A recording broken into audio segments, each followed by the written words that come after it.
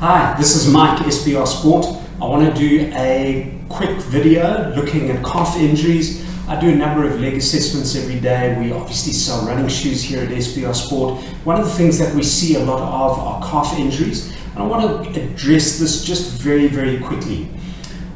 Reasons for calf injuries. Let's just have a look at shoes for a moment. Number one, if you are in a pair of shoes that is too hard for you as a runner, you put yourself at risk of calf injuries. So that means either the actual design of the shoe, or potentially that your shoe has moved toward the 800-900 or 1,000 kilometer mark and it's lost cushioning. That's going to put you more in line with calf injuries. Number two, a shoe that has too much of a drop for your particular calf. So some shoes come with a drop. The drop is the difference in thickness from there to there. So some shoes are going to drop you at a 0 drop. Some of them, like this Asics, would have a 12 mil drop. Other shoes an 8 mil drop. And pretty often, if you've got a tight calf muscle, having too much of a drop is also going to put that calf muscle of yours at risk. Number three, if you are in a shoe that is too neutral for you as a runner, what I mean by that is that a runner that comes in and then begins to pronate. As that pronation happens in the shoe, the Achilles tendon now comes out at that angle and then moves into the soleus and then into the gastroc. And it's that twisting motion on the Achilles tendon that puts through all sorts of torsional stresses throughout the soleus and the actual calf muscle. Next one, calf muscles that have just got too tight. I meet runners every single day of my life that come and tell me that they never ever stretch, and there's like a real sense of pride. That's just stupid. I don't believe that you have to overstretch, but certainly if a muscle gets tight, the muscle needs to be stretched. Next point, calves with trigger point issues. So what we mean by that is that sometimes as you feel along a person's calf, obviously that's at the back there, you get a line either on the inside, very, very often on the outside, sometimes down toward the bottom section of the calf, where you can feel a ropiness in the calf, or areas where the calf muscle has got into knots. A knot is an area where the calf muscle is very, very tight. You can actually feel that tightness as you go over it with your thumbs.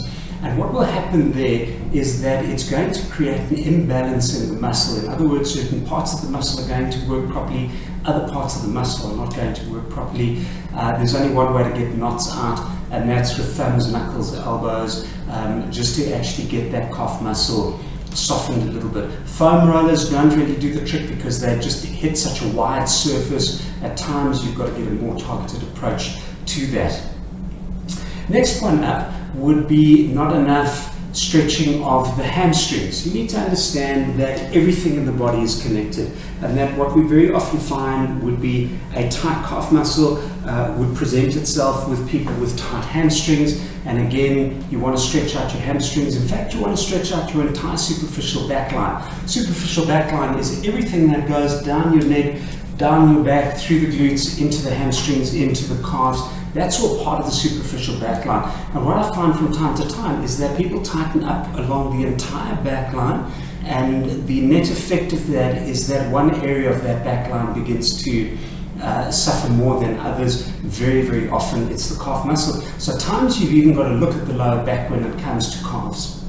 The next one up would be a tight performace muscle. So the performace muscle, standard for a moment, is a muscle that comes from the coccyx across to the upper trochanter of the hip.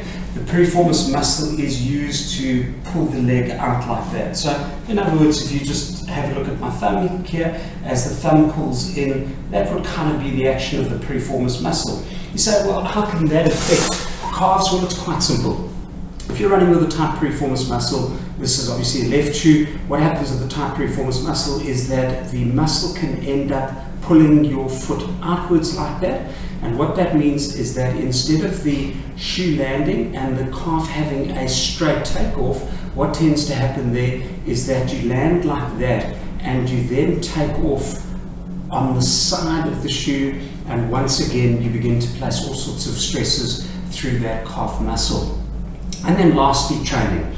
You know, the rule of twos, we see it every day here. People that run suddenly too long and they don't increase their mileage by 10% a week.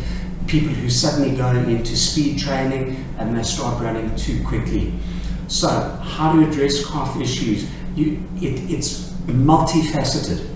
And just to hit it from one direction and just to try and massage the calf muscle out, or to just randomly try and change shoes, is ill-advised. You can't guess this stuff. You've got to assess this stuff. If I can help at all, that would be a huge privilege. And so give us a call. All of our details are at the bottom of this video, at the little box at the bottom of the YouTube thing. Remember to like, remember also to subscribe, and so you'll get regular updates when we put new material on YouTube. Hope that helps, and I hope to see you again soon. Have a wonderful day. Bye.